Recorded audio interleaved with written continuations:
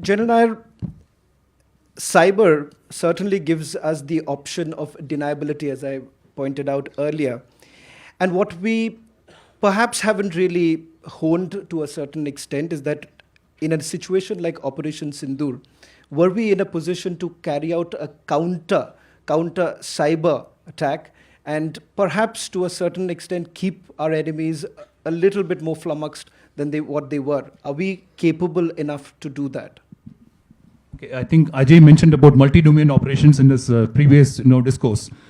So all aspects of power which is available with a nation is used in conflict situations. So I'm sure cyber domain was also being exercised for causing, inflicting damage to an adversary's infrastructure. So that's natural course, what follows a conflict situation.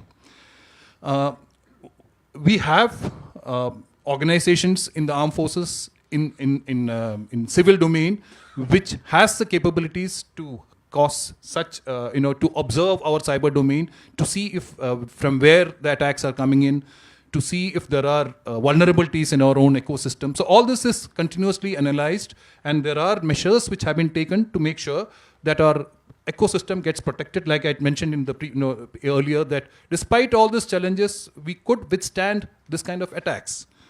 And any measures taken to protect this ecosystem, it could be operations which are launched against an adversary, it could be on to any other, we could even block our entire country. So these are all measures which are adopted as part of deterrence. Did you all see any new pattern, particularly this time? Because cyber warfare is not something new.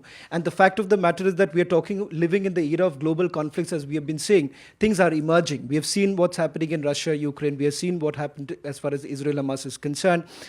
Cyber domain becomes extremely, extremely challenging. Is there a new pattern that you all have seen in terms of the way the attacks are being carried out by our enemies? Yes, with the changes in technology taking place, in fact, literally every day, especially in the digital domain, there are multiple types of vectors, and in fact, you'll find a new kind of tradecraft, or this is a new methods of exploiting the vulnerabilities in our ecosystem emerging literally every day.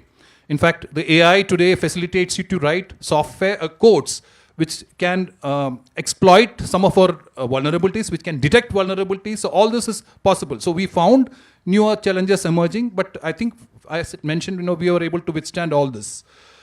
We should also understand that our digital infrastructure today in our country is probably the largest in the world. And we are the storehouse of the largest data in the world. If that be so, and we also have a mix of both legacy equipments in our ecosystem, it could be for any critical infrastructure, and we have modern equipments in our system. So many of these legacy equipments today are not adequately protected because it's capital intensive to replace the entire ecosystem. You look at energy sector. There could be power generation plants which are of yesteryear still functioning, providing energy to the population.